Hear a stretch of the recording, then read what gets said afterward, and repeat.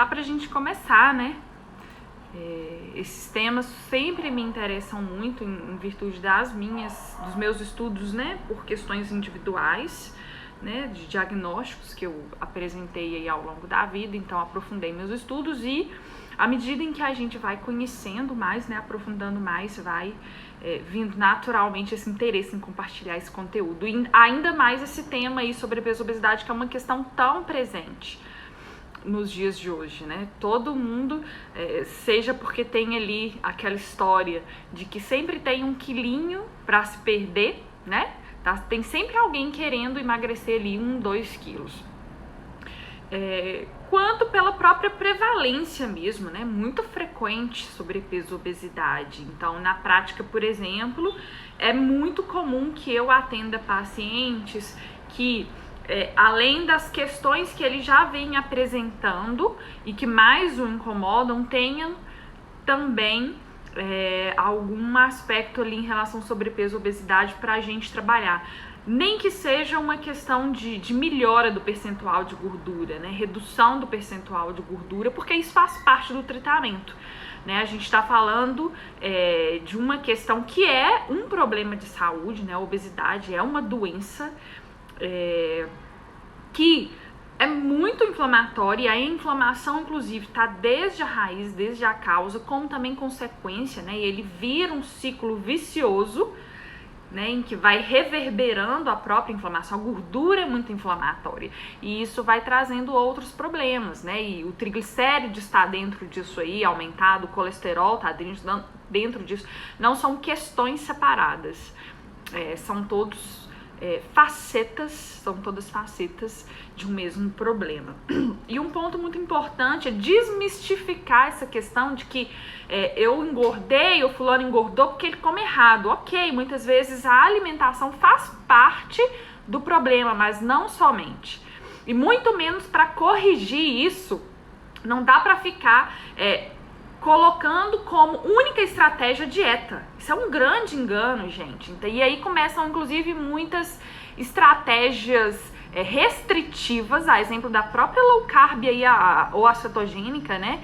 Ou até o jejum intermitente, né? Tem gente que usa só disso como uma estratégia de emagrecimento e às vezes até pode emagrecer mesmo, ter alguma redução na balança às custas de outros desbalanços metabólicos, sobretudo a médio e longo prazo, que vão aí comprometer a saúde e trazer outros problemas. Então, nessa questão da desmistificação, eu acho interessante fazer o seguinte raciocínio: ninguém vai tratar Hashimoto ou qualquer outra doença só com dieta.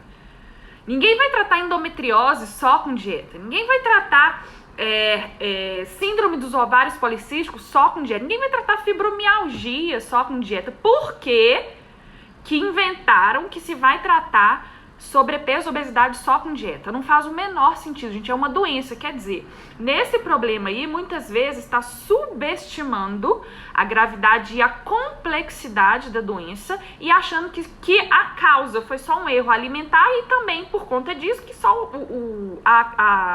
o tratamento vai ser só dieta. Claro que não. Claro que não. O que não quer dizer que a dieta, a alimentação, seja parte da resolução desse problema. Com certeza será. Necessariamente. Da mesma forma que a gente precisa ter uma dieta adequada, uma alimentação adequada para Hashimoto ou para qualquer outra doença autoimune, para fibromialgia, para endometriose, para ovários policísticos, para obesidade, sobrepeso, é a mesma coisa, mas não somente. Né? Pensar que só a dieta vai resolver o problema é extremamente reducionista. Então, tendo dito isso, eu gostaria inclusive de chamar a atenção que ninguém engorda por um acaso. É claro que muitas vezes a gente vai observar e identificar que tem erros crassos na dieta, né? Sobretudo pelo consumo de alimentos artificializados. E aí sobrecarrega em determinada coisa, né? Até em determinado macronutriente, mas em alimentos artificializados.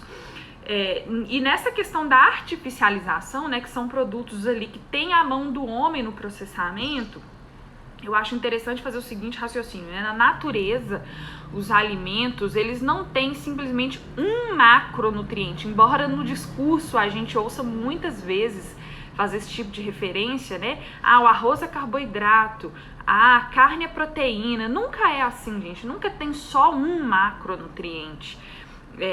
O arroz, por exemplo, ele tem carboidrato, mas ele tem proteína também. A própria carne tem proteína, mas tem gordura. As frutas, elas não são só carboidrato. O abacate, por exemplo, tem carboidrato, mas tem gordura também. E assim como outras frutas. Quer dizer, a gente tende a reduzir as coisas e dali começa a fazer desdobramentos, mas já partiu do princípio errado, né? E isso aí segue para o tratamento. Então, assim, quando a gente fala em macronutrientes, por exemplo, gordura, proteína e carboidrato, a gente está falando em macronutrientes, que são aqueles que a gente mede em gramas. E dentro desses macronutrientes, desses alimentos, a gente vai encontrar micronutrientes, que são aqueles que estão ali em microgramas, miligramas, né? As vitaminas, minerais e por aí vai. Bom, e no conceito geral, né, e eu acho que isso é muito por...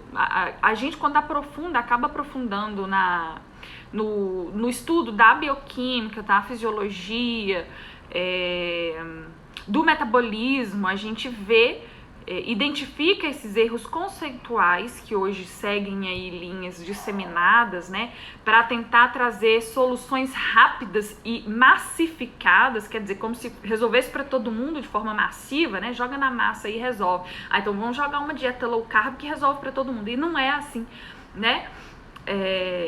Isso aí é ignorar, por exemplo, que as causas do sobrepeso e da obesidade são multifatoriais. Até mesmo a resistência insulínica, né, que é outra que acaba recebendo a culpa, né, nessa ânsia de querer achar culpados, né, e joga a culpa no carboidrato, depois joga a culpa na resistência insulínica. Mas é importante eu ressaltar também que a resistência insulínica por si não é a causa. Ela não é a causa, ela não é a primeira causa.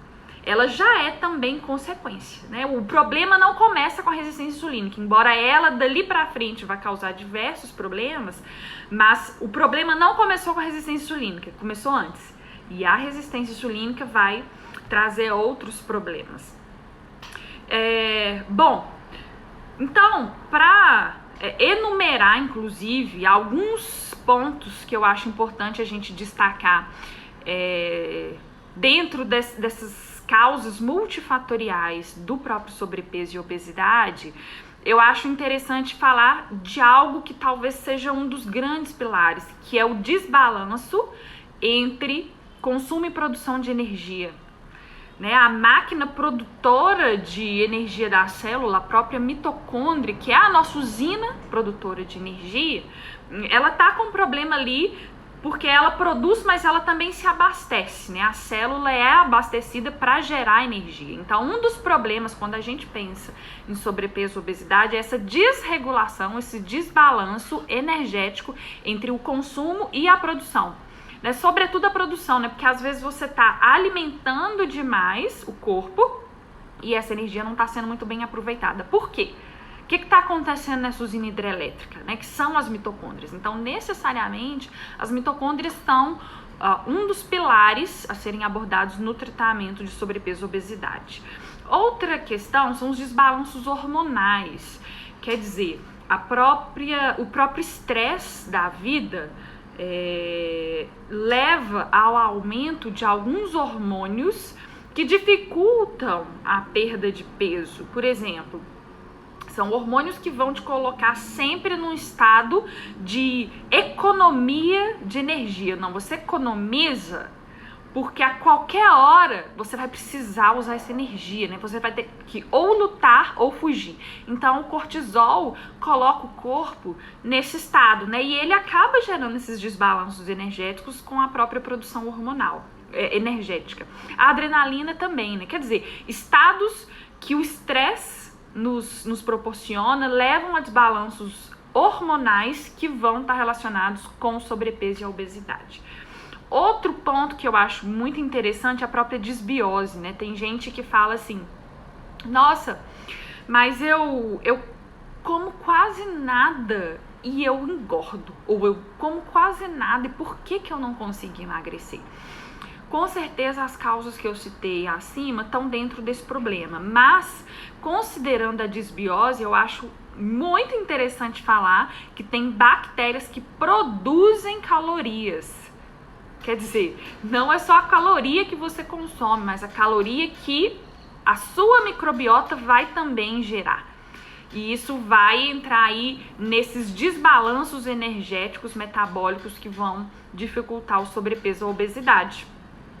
Isso é uma realidade. Inclusive, eu não sei se quem tá aqui se recorda de um post que eu fiz na página, que eu coloquei a microbiota como mais um órgão que faz parte do nosso organismo, né? Então, se você pensar que você tem a disbiose, que é esse desbalanço da microbiota, é como se você tivesse com o fígado com problema, com o pâncreas com problema. Então, você tá com problema em um órgão, que isso aí vai alterar todo o seu metabolismo e desregular tudo, e isso vai ter repercussões na dificuldade do emagrecimento, tá bem?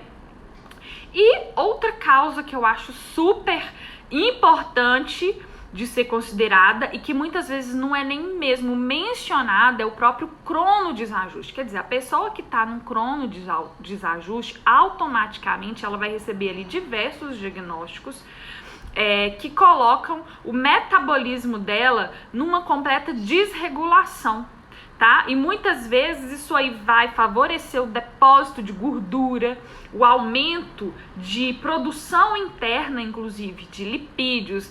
Quer dizer, nesse cronodesajuste aqui é interessante eu falar o seguinte: se você come o alimento certo na hora errada, você engorda. Não basta comer o que é certo, você tem que comer o que é certo na hora certa. Se você come na hora errada, você engorda.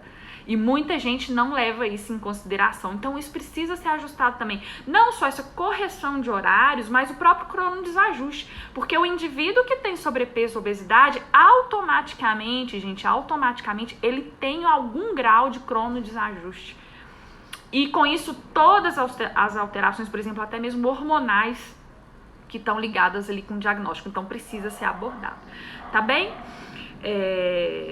Bom, esses são alguns aspectos que eu queria destacar para vocês, inclusive nessa busca pelo tratamento do sobrepeso e obesidade, porque essas dietas restritivas, né, principalmente o que eu vejo aí, né, de culpar o carboidrato, né, que é uma fonte excelente de energia para as nossas células, muitas vezes isso vai trazer diversos problemas a médio e longo prazo, mesmo que você emagreça. Muitos pacientes às vezes nem conseguem emagrecer ou tem um emagrecimento inicial e depois estagna, mas ainda assim muitos terão, mesmo mantendo ou não, né? Mas vamos considerar que vai manter ali uma perda de peso em alguma medida, a médio e longo prazo vão ter outros problemas, né? Eu já falei também sobre os magros inflamados, né? E isso aí é um problema real. Às vezes você vai sobrecarregar determinadas vias metabólicas com essas dietas restritivas, extraindo, né, e colocando ali uma proporção inadequada de macronutrientes na sua dieta, que isso aí a médio e longo prazo vai trazer problemas, tá? Então, tenham isso em mente quando vocês pensarem nessa questão do sobrepeso e obesidade, que realmente é muito importante de ser abordada, mas de uma forma ampla, da mesma forma que a gente trata qualquer outra doença inflamatória, com medidas multifatoriais, tá bem? Com vários pilares. Bom, por hoje é isso. Eu queria chamar a atenção de vocês para esses aspectos. Espero que tenham aproveitado esse talk. Semana que vem tem mais, tá? Compartilhem esse vídeo aí enquanto ele estiver disponível na página, porque eu acho que vai ajudar muita gente, tá bem? Um beijo para vocês, obrigada pela presença. Até a próxima.